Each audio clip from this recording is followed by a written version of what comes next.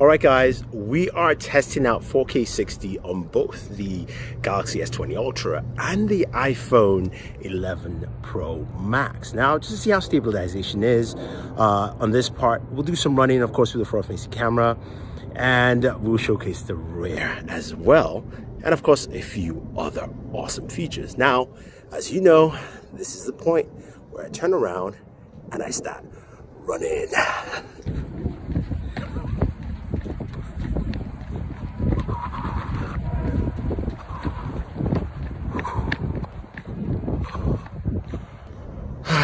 All right.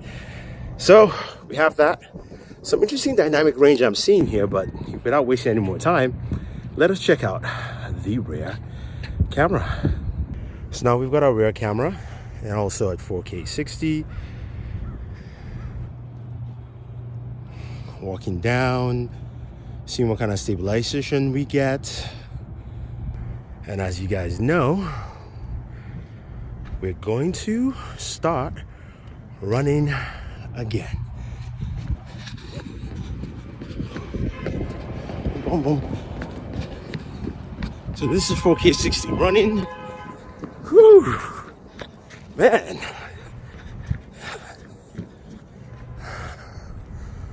All right, here we have steady shot versus 1080p 60. Boom, boom, boom, boom, boom, boom, boom.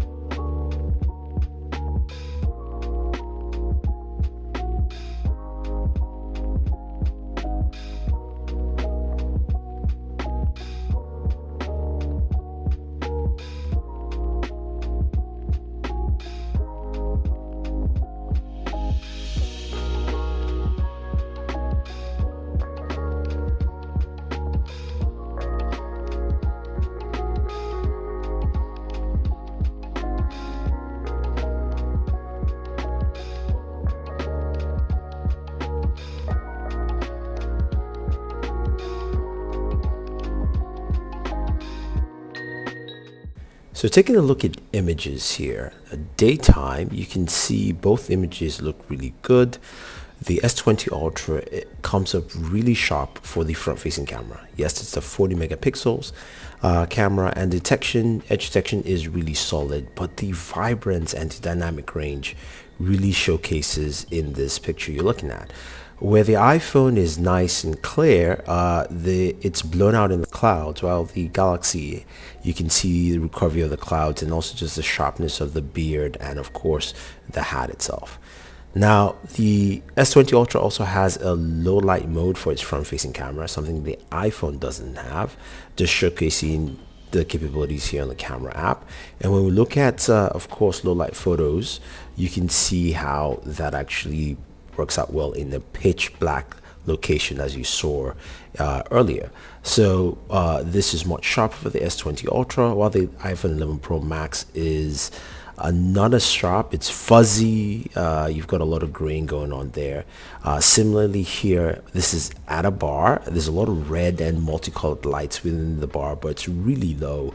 You can see the S20 Ultra really bringing that out and still keeping focus on me, while the iPhone 11 Pro Max, because there is no low light mode in the front-facing camera, doesn't do that. Now we move to a shot here, which is outside. I was leaving the bar.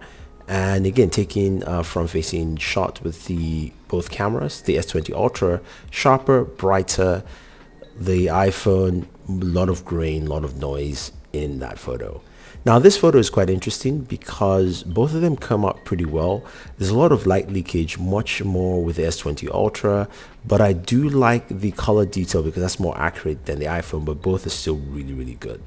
Now here is a shot within the bar with the main sensor. You can see that sharpness that the S20 Ultra portrays, and it just stands out really, really well. The iPhone is solid, but the colors and sharpness really come out well with the S20 Ultra's main lens here in low light.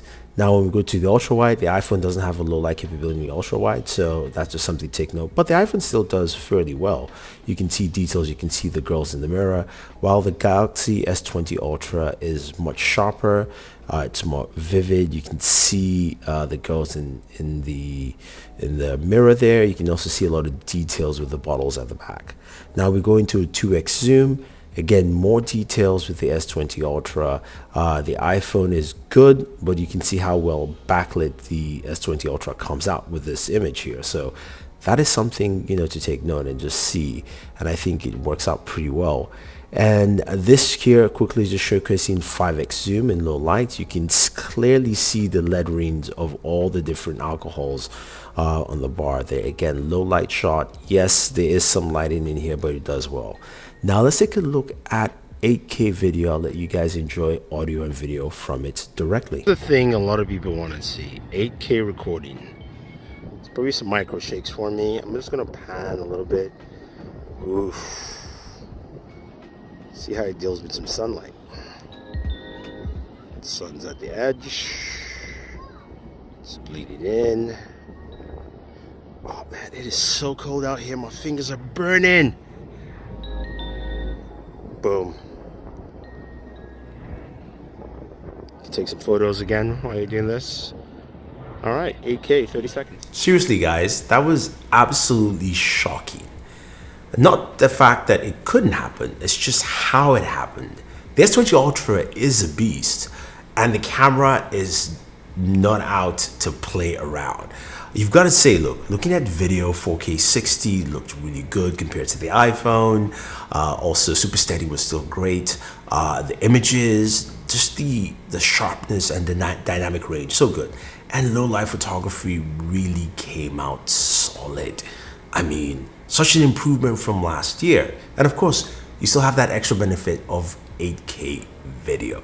I mean, that is truly amazing. And even some of the shots, from the camera itself, just the rear camera, really showcases why Samsung feels the S20 Ultra is going to be that device that you want to pick up this year. So what do you guys think? Do you think the S20 Ultra is now the best camera out there? Well, stay tuned for, of course, my buddy Marian Sell. He'll be giving his full camera review soon. Until then, enjoy this comparison. Check out for more videos from the S20 Ultra and always enjoy your entertainment.